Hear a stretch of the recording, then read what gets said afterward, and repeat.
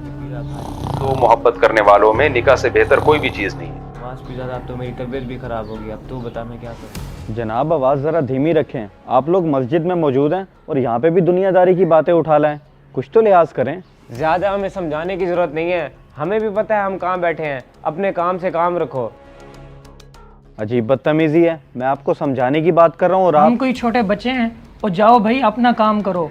मैं आपको अस्सलाम वालेकुम अरशद साहब, आप आएँ 1 मिनट मेरी बात सुने।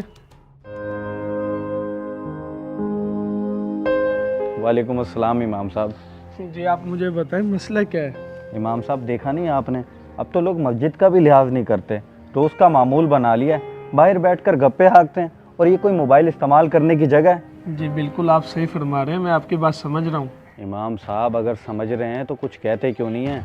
हर जुम्मा के खुतबे में दर्स दिया जाता है और हर रोज़ नमाज से पहले और बाद में बताया जाता है। उसके बावजूद भी कानों पे जू तक नहीं रेंगती। आप मेरा एक काम करेंगे? काम? कैसा काम इमाम साहब? 1 सेकंड इंतज़ार।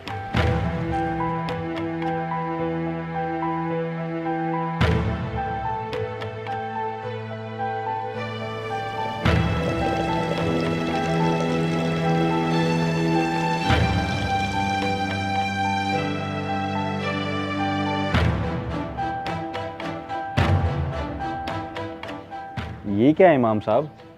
अरशद साहब यही तो काम था जो मैं आपसे कह रहा था। ये प्याला देख रहे हैं पानी का, आपने ये लेके मस्जिद के सहन का एक चक्कर लगाना है, लेकिन ख्याल रहे कि इसमें से एक बूंद भी पानी के नीचे नहीं गिरनी चाहिए। इमाम साहब मैं आपसे क्या बात कर रहा हूँ और आप? अरे अरशद साहब आप ये काम करके तो है, मैं इधर ही मौजूद हूँ, बताता हूँ, लेकिन शर्त याद रखिएगा। ठीक है इमाम साहब।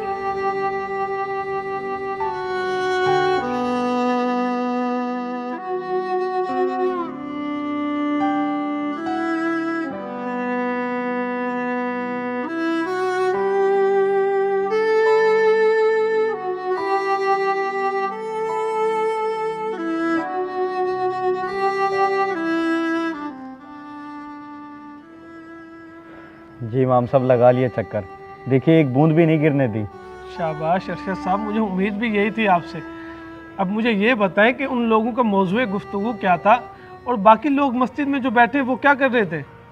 ये मैं कैसे बता सकता हूँ इमाम साहब, मेरा सारा ध्यान तो इस प्याले पर था, कहीं एक कतरा भी नीचे ना गिर जाए। मैंने तो ना किसी को देखा ना सुना कि वो क्या कह रहे हैं और क्या कर रहे हैं। जी बिल्कुल अरशद साहब, यही बात तो मैं आपको समझाना चाहता हूँ कि इंसान अगर अपनी ज़ात पे और अपने अमाल पे तवज्जो दे तो दूसरों के ऐब नहीं दिखाई देते, फिर चाहे बात मस्जिद की हो या कहीं और की। हम घर से बाहर निकलने के बाद लोगों को देखना और परखना शुरू कर देते हैं, कौन क्या कर रहा है, कौन कैसे कर रहा है, कौन क्यों कर रहा है।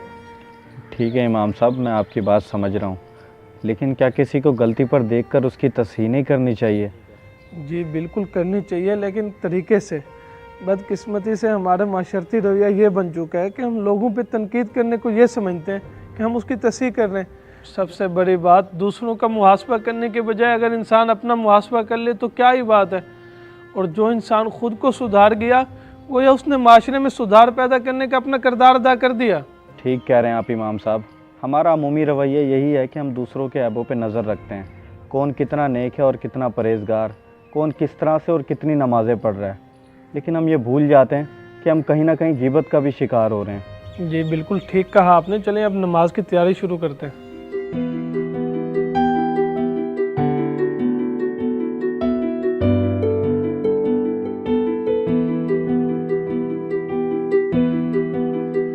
इस वीडियो को लाजमी शेयर करें, हो सकता है आपकी वजह से कोई राह रास्त पे आ जाए।